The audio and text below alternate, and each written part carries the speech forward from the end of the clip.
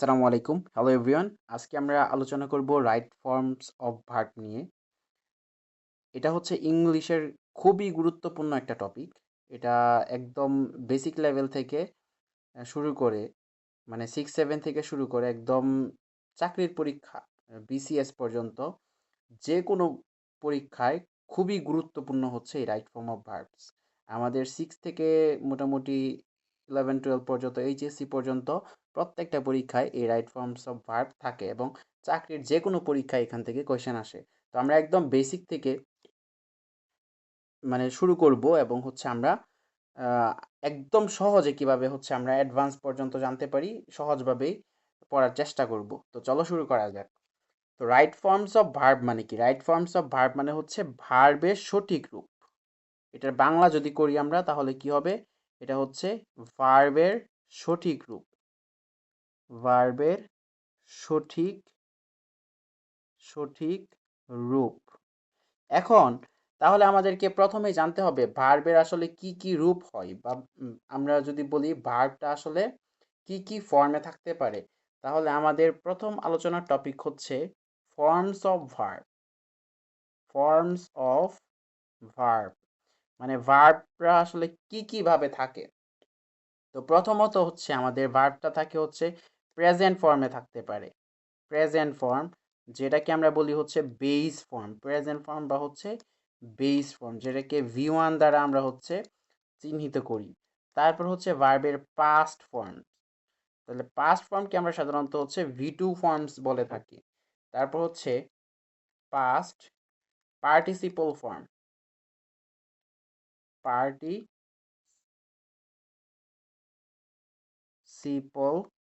Form, যেটাকে আমরা বলি হচ্ছে ভার্বের V3 ফর্ম।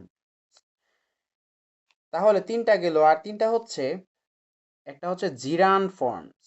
জিরান ফর্মস, এটা হচ্ছে ভার্ব V1 এর সাথে মানে ভার্বের প্রেজেন্ট ফর্মের সাথে আইএনজি যোগ হবে। এটা হচ্ছে জিরান ফর্মস। এটা নাউনের মতো মেইনলি কাজ করে। তো আমরা জিরান্ট অধ্যায়ে একদম ইন ডিটেলস জানবো।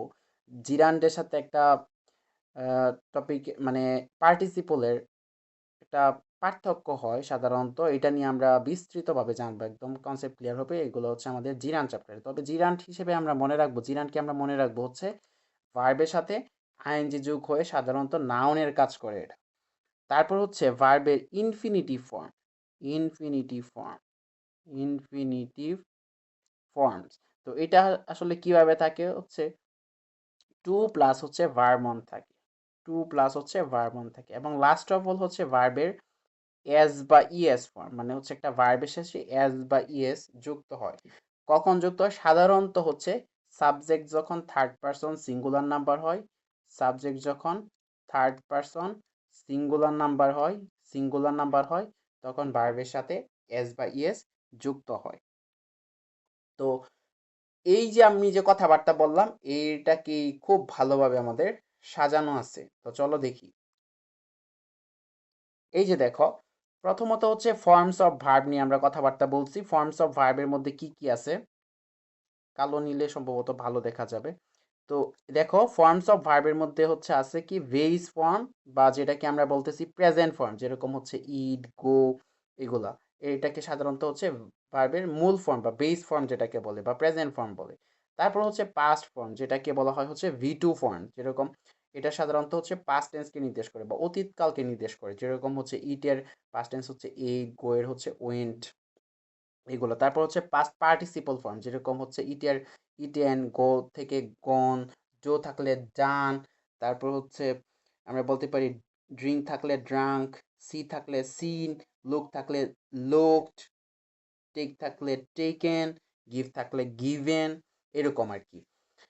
তো আর তিনটা ফর্মস হচ্ছে, একটা হচ্ছে জিরান ফর্মস, যেটা হচ্ছে ভার্বের সাথে আইএনজি যুক্ত হবে, যেরকম হচ্ছে ইট থাকলে ইটিং, গো থাকলে গোয়িং, টেক থাকলে টেকিং, তারপর হচ্ছে লুক থাকলে লুকিং, সে থাকলে সেইং, তারপর হচ্ছে ওয়ার্ক থাকলে ওয়ার্কিং, স্লিপ থাকলে স্লিপিং। এইগুলো হচ্ছে ভার্বের জিরান ফর্মস এবং হচ্ছে এরা সাধারণত নাউনের মতো কাজ করে। তারপর হচ্ছে ভার্বের ইনফিনিটিভ ফর্মস। ইনফিনিটিভ ফর্মস হচ্ছে টু প্লাস ভার্বের বেস ফর্মটা থাকবে, যেরকম হচ্ছে to eat, to do, to go, to take, to to eat, to come, এরকম আর কি, বা টু গো, এরকম। মানে ভার্বের সাথে, মানে ভার্বের বি ওয়ান ফর্মে আগে কি থাকবে, একটা টু থাকবে। তো লাস্ট অফ অল হচ্ছে এস বাই এস ফর্ম। সাধারণত হচ্ছে প্রেজেন্ট ইনডিফিনিট টেন্সের ক্ষেত্রে থার্ড পারসন সিঙ্গুলার নাম্বারের ক্ষেত্রে ভার্বের এস বাই এস ফর্ম ব্যবহার করি আমরা। তো এইটুকু ছিল আমাদের ফর্মস অফ ভার্ব, মানে ভার্বের কি কি ফর্ম হইতে পারে। এখন আমরা জানবো হচ্ছে কি কি ভার্ব সাধারণত আমরা ইউজ করি। সাধারণত হচ্ছে টু বি ভার্ব আমরা সবসময় ইউজ করতে হবে আমাদেরকে। তো আমরা জানবো হচ্ছে টু বি ভার্ব কারা। টু বি ভার্ব হচ্ছে am is are, was were, তারপর হচ্ছে shall be, will be, have been, has been, had been, shall বা উইল। ওকে। তো এগুলো হচ্ছে বাক্যের চলমান অবস্থা বোঝাতে সাধারণত আমরা হচ্ছে ব্যবহার করি। এগুলোকে আমরা বলি কি to be verb, to be verb. এবং হচ্ছে তারপর আমরা দেখবো হচ্ছে টু হ্যাভ ভার্ব সম্পর্কে। হ্যাভ ভার্ব হচ্ছে হ্যাভ, হ্যাজ, হ্যাড মেইনলি, আর শ্যাল বা উইল হ্যাভ মানে অধীনে থাকা বোঝাইতে এইগুলা ব্যবহার করে। সাধারণত তোমরা হচ্ছে পারফেক্ট টেন্সের মধ্যে এই ভার্বগুলো দেখতে পাবা। তারপর হচ্ছে আমাদের টু ডু ভার্ব এবং হচ্ছে modal verb. To do verb কারা, ডু, ডিড, ডাস, এগুলো হচ্ছে টু ডু ভার্ব। এরা হচ্ছে জোর দিয়ে কোনো কিছু বলা বা প্রশ্ন করা বা না বোধক বাক্যের ক্ষেত্রে এগুলো সাধারণত আমরা হচ্ছে ব্যবহার করে থাকি, টু ডু ভার্ব বা মডাল ভার্ব। তারপর হচ্ছে মডাল বা semi modal verb. To do ভার্বের পর হচ্ছে সেমি মডাল বা মডাল ভার্ব, খুবই গুরুত্বপূর্ণ আমাদেরকে, এখানে সবগুলো মোটামুটি লেখা আছে। তো এগুলো হচ্ছে আমাদেরকে কাজে লাগবে, অনেক বেশি কাজে লাগবে পরবর্তীতে আমরা যখন আলোচনা করবো। সো খুবই খুবই ইম্পর্টেন্স এই অংশটা। তো মডাল এবং সেমি মডাল ভার্বের মধ্যে কি আছে, শ্যাল আছে, শুড আছে, উইল আছে, উড আছে, can, could, may, might, must, need, dare, use to, ought to, am to, use to, are to, was to, were to, have to, has to, had to. তো এগুলো হচ্ছে সাধারণত সম্ভাবনা, সামর্থ্য, বাধ্যবাধকতা বোঝাতে ব্যবহার করা হয়। তো আমরা হচ্ছে কনটেক্সট অনুযায়ী এগুলোর অর্থ বুঝতে চেষ্টা করব পরবর্তীতে। তবে আমাদেরকে এগুলো মনে রাখতে হবে। যদি আমরা ভার্বের ফর্মসগুলো না জানি তাহলে কিন্তু আমরা হচ্ছে মানে রাইট ফর্ম অফ ভার্বস ভালোভাবে পারবো না। কারণ পরবর্তীতে হয়তো আমি বলবো যে টু ডু ভার্ব থাকলে আমরা এই ইউজ করব। আমি আবার বলবো টু হ্যাভ ভার্বের পর এটা হয়, এটা হয়। তারপর আমি বলবো সেমি মডাল বা মডাল ভার্বের সাথে এটা হয়, এটা হয়। মডাল ভার্ব বাক্যে থাকলে এরকম হয়। সো আমরা যদি না জানি যে কোনটা মডাল ভার্ব, কোনটা টু বি ভার্ব, কোনটা টু ডু ভার্ব, জিরান বলতে আসলে কি বুঝি, এগুলো যদি না বুঝি তাহলে কিন্তু পরবর্তীতে আমাদেরকে সমস্যা, মানে সমস্যার মধ্যে দিয়ে যাইতে হবে আর কি। তো আশা করি এইটুকু ক্লিয়ার সবার। এখন দেখো, এখানে হচ্ছে আমরা আগের যে রূপগুলো দেখছি এগুলো একটু সংক্ষেপ ফরম্যাটে দেখবো, এবং হচ্ছে আমরা মেইনলি হচ্ছে এখানে 15টা দেয়া আছে। তো এগুলা দেখবো, প্লাস হচ্ছে এইগুলাই মেইনলি হচ্ছে। দেখো, ক্রিয়ার রূপ ভার্বের ফর্মস আমরা হচ্ছে 6টা ফর্ম দেখছি। একটা হচ্ছে বেস ফর্ম, তারপর হচ্ছে পাস্ট ফর্ম, একটা হচ্ছে পাস্ট পার্টিসিপল ফর্ম, যেরকম do, did, done, go, went, gone, eat, ate, eaten. তারপর হচ্ছে বিশেষ রূপ। বিশেষ রূপ হচ্ছে কি কি, জিরান ফর্মস, ইনফিনিটিভ ফর্মস, এবং হচ্ছে এস বাই এস ফর্ম। এটা হচ্ছে সাধারণ ফর্মস আর এটা হচ্ছে বিশেষ ফর্মস। তাহলে বিশেষের মধ্যে কি আছে, জিরান্ড আছে, ইনফিনিটিভ আছে, এবং হচ্ছে এস বাই এস। যেরকম হচ্ছে ডুইং, ডুইং ইনফিনিটিভ ফর্ম কি হবে ভার্বের সাথে, মানে টু প্লাস ভার্ব ওয়ান। যেরকম হচ্ছে ডো, মানে এটার হচ্ছে বেস ফর্মটা কি, ডো না, তাহলে ইনফিনিটিভ ফর্ম কি হবে, টু ডো। আর এস বাই এস ফর্ম হবে ডাস। ওকে। তারপর হচ্ছে গো, ওয়েন্ট, গন, তাহলে গো থেকে কি হবে, গোয়িং, গো থেকে কি হবে, টু গো। ওকে। আর গো থেকে গোস, ইট থেকে সেম, সিমিলার। এখন দেখো, 15টা হচ্ছে আমাদের সবচেয়ে মানে মেইনলি যেগুলো আমরা সচরাচর ব্যবহার করি সাধারণ মানে কথাবার্তায়, মানে এগুলো আমাদের দৈনন্দিন জীবনে ব্যবহৃত যে ইয়াগুলো আর কি, মানে ভার্বগুলো আছে, ভার্বের ফর্মগুলো এখানে দেয়া আছে, অর্থ সহ দেয়া আছে। তাহলে দেখো, এক নাম্বার হচ্ছে ডো। ডো মানে হচ্ছে কি, করা। তারপর হচ্ছে গো মানে কি, যাওয়া। তো কাম থেকে হচ্ছে কাম মানে হচ্ছে কি, আচ্ছা আচ্ছা, এই দেখো এখানে বাংলা অর্থগুলো হচ্ছে উল্টা পাল্টা দেয়া আছে। বাংলা অর্থটা উল্টা পাল্টা দেয়া আছে। দেখো, এটা বাংলা অর্থটা কিন্তু, এগুলোর বাংলা অর্থ তোমরা নিজেরাই জানো, আর যদি না জানো আমি বলে দিব, সমস্যা নাই। ডো মানে হচ্ছে করা, সবাই জানো। গো মানে হচ্ছে যাওয়া, গো থেকে হচ্ছে গোয়িং।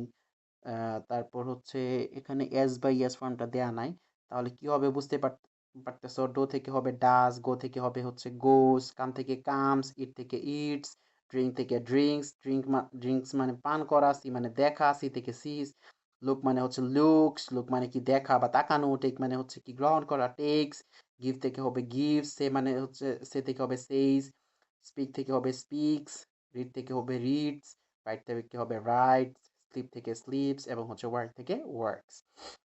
তো এগুলো হচ্ছে একদম একদম যে বেসিক শব্দগুলো এগুলো এখানে দেওয়া আছে।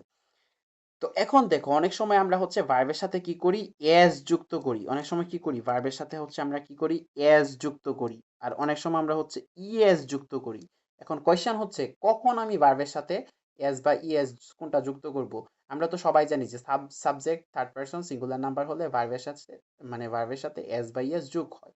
তো আমরা কখন এস যোগ করব আর কখন হচ্ছে ইএস যোগ করব, দেখো আমাদের নিয়ম দেয়া আছে হচ্ছে কি, এস বা ইএস ব্যবহারের নিয়ম কি, যখন শেষে ও থাকবে মানে ভার্বের শেষে যখন হচ্ছে ও থাকবে, মানে ভার্বের প্রেজেন্ট ফর্মের শেষে সাধারণত যদি ও থাকে সিএইচ থাকে, মার্ক করে দিই, যদি ও থাকে, সিএইচ থাকে, এসএইচ থাকে, ডাবল এস থাকে, এক্স থাকে, তাহলে আমরা হচ্ছে ইএস যুক্ত করব। আর বাকি সব ক্ষেত্রে হচ্ছে এস যুক্ত করব। তো আমাদের যেহেতু বাকি সব ক্ষেত্রে মানে অনেক ক্ষেত্রে এস যুক্ত করতে হবে, এই জন্য আমরা জাস্ট এইগুলা মনে রাখবো, যাতে এগুলা থাকলে আমরা হচ্ছে ইএস যুক্ত করতে পারি। আর এগুলা যদি না দেখি তাহলে আমরা ডিরেক্টলি এস যুক্ত করতে পারবো। যেরকম হচ্ছে দেখো ডো, ডো এর লাস্টে কি আছে, ও আছে। তাহলে ও যদি লাস্টে থাকে তাহলে শেষে থাকে তাহলে আমরা কি করি, ইএস যোগ করি। ও শেষে থাকলে ইএস যোগ করি। ওকে, গো, ও আছে তার মানে কি ইএস যুক্ত করব।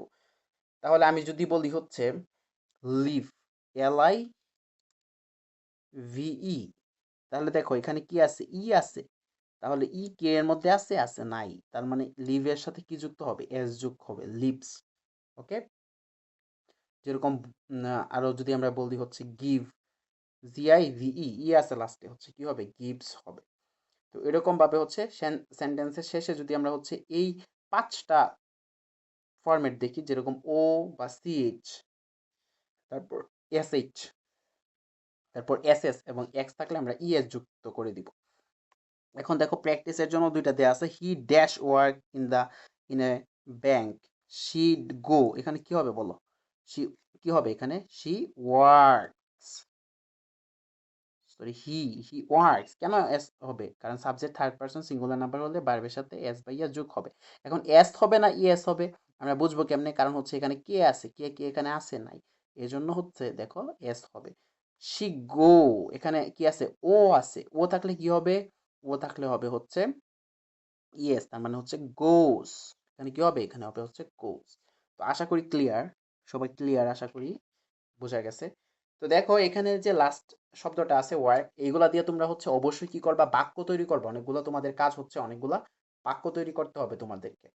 তো আমি হচ্ছে মেইনলি সিম্পল সিম্পল কিছু বাক্য যদি বলি, আসলে সিম্পল কিছু বাক্য বলবো এবং হচ্ছে আমি দেখাবো যে সিম্পল বাক্য থেকে তোমরা হচ্ছে এগুলো তোমাদের রিটেনে কাজে লাগবে এবং বড় বড় সেন্টেন্স তৈরি করতে কাজে লাগবে। যে একটা ছোট্ট বাক্য থেকে তোমরা কিভাবে অনেক বড় বড় বাক্য তৈরি করতে পারো, এটা আমি তোমাদেরকে এখন দেখাবো। তো চলো দেখি। তো আমরা একটা নতুন পেজ নিলাম। তো এখানে হচ্ছে আমরা দেখব, ধরো আমি যদি বলি আই হ্যাভ ডান, মানে কি, আমি করেছি। তাহলে এটা দিয়ে তোমরা কি অসংখ্য সেন্টেন্স বানাইতে পারবে না। যদি আমি বলি হচ্ছে অসংখ্য সেন্টেন্স তৈরি করো। আই হ্যাভ ডান মানে কি, আই হ্যাভ ডান মানে হচ্ছে আমি করেছি, আমি করেছি। আচ্ছা এখানে এখানে এখানে হচ্ছে আমি করেছি, আমি করেছি।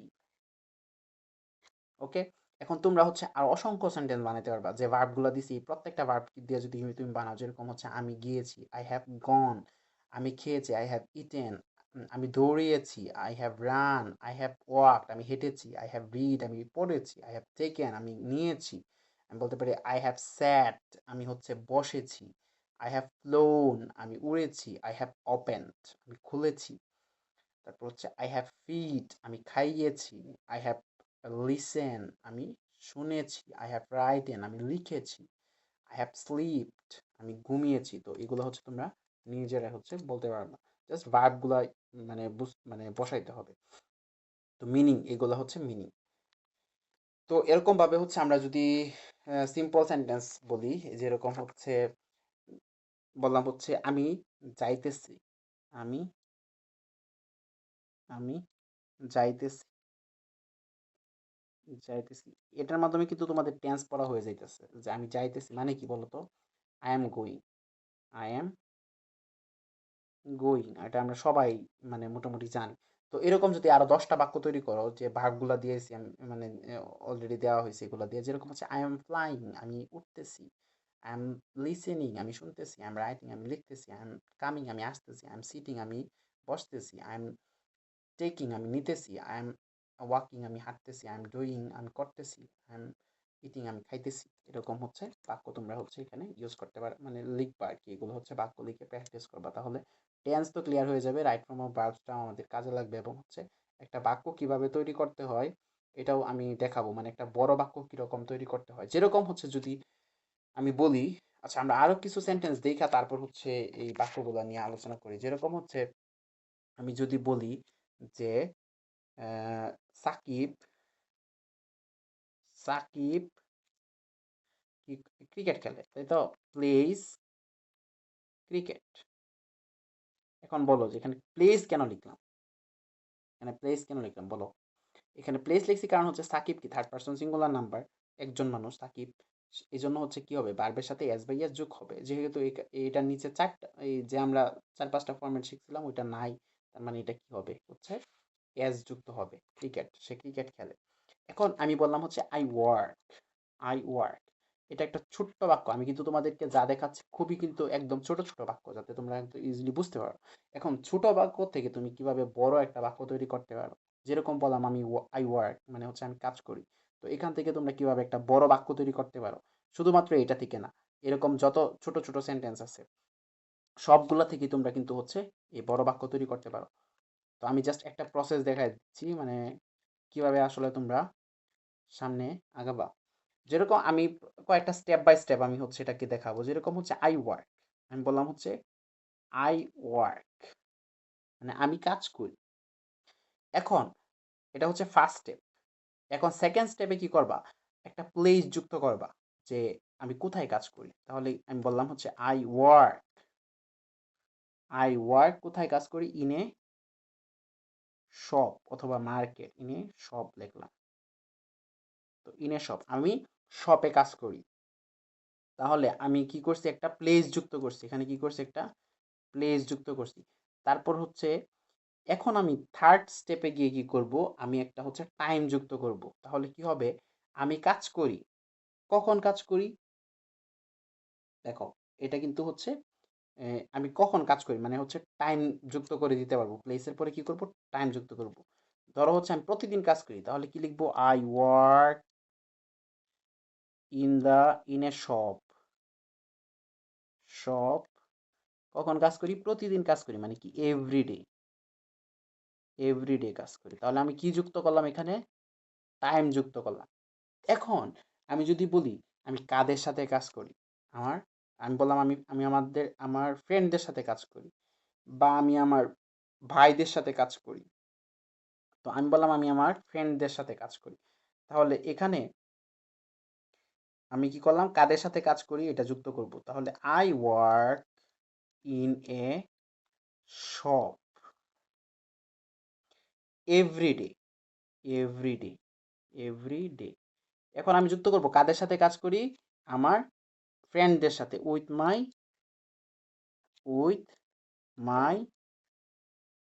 FRIENDS friends, with my friends, আমার ফ্রেন্ডসদের সাথে কাজ করি। তো এখানে আমি যুক্ত করলাম টাইম কি, কাদের সাথে, বা হোম, কাদের সাথে আমরা হচ্ছে কাজ করি।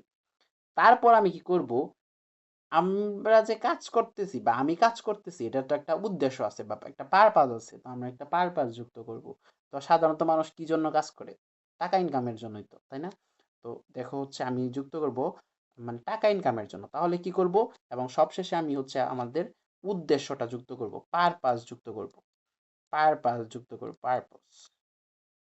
কি পারপজে আমরা হচ্ছে সাধারণত কাজ করি টাকা ইনকামের জন্য, তাহলে আমি এটা যুক্ত করব। I work in a shop, in a shop everyday, everyday আমি প্রতিদিন শপে কাজ করি। With my friends, with my friends আমার বন্ধুদের সাথে। কি জন্য কাজ করি? To earn money, simple. এখন দেখো আমরা সেন্টেন্সটা শুরু করছিলাম কি দিয়ে? Just I works. আমরা চারটা, একটা দুইটা তিনটা চারটা, চারটা ধাপে এই সেন্টেন্সটাকে কত বড় পর্যায়ে নিয়ে গেছি। তাহলে আমরা কিন্তু একটা সিকোয়েন্স পাইছি এখান থেকে, যে প্রথমে আমরা সাধারণত হচ্ছে কি করি? প্লেস, আমরা প্লেস যুক্ত করতে চেষ্টা করি প্রথমে হচ্ছে, তারপর হচ্ছে টাইম দিই। সাধারণত আমরা হচ্ছে কি করি? টাইম দিই। তাহলে প্রথমে আমরা কাদেরকে দিই? প্লেস দিই, তারপর হচ্ছে টাইম দিই, তারপর হচ্ছে কাদের সাথে বা হচ্ছে কে কার সাথে কাজ করছি ওইটা আমরা হচ্ছে দেই। তারপর হচ্ছে কি একটা আমাদের কাজের সবশেষে আমরা কি করি? আমাদের কাজের উদ্দেশ্যটা বলি। তো এই চারটা জিনিস, চারটা সিকোয়েন্স আমরা হচ্ছে এখান থেকে শিখলাম। তাহলে এই সিকোয়েন্স গুলো অনুসরণ করে আমরা যে কোনো বড় বড় বাক্য তৈরি করতে পারবো। এই জন্য আমি জাস্ট ছোট বাক্যগুলো দেখাইছি এবং তোমাদেরকে নিয়মটা বলে দিছি কিভাবে তোমরা বড় বাক্য তৈরি করবা। তো তোমরা চাইলে কিন্তু এভাবে বড় বড় বাক্য তৈরি করলে তোমাদের হ্যান্ড রাইটিং, মানে তোমাদেরকে ফ্রি হ্যান্ড রাইটিং যেটাকে বলে, এটাকেও তোমরা আগায় নিতে পারো এবং হচ্ছে এগুলো তো আমাদের কাজে লাগবেই পরবর্তীতে অর্থ বুঝতে বলো আর বড় বাক্য তৈরি করতে, প্রত্যেকটা ক্ষেত্রে। তো এটুকুই ছিল আমাদের ফার্স্ট ক্লাসটা রাইট ফর্ম অফ ভার্বস এর। তো আমরা সেকেন্ড ক্লাসে আলোচনা করব রুলস নিয়ে।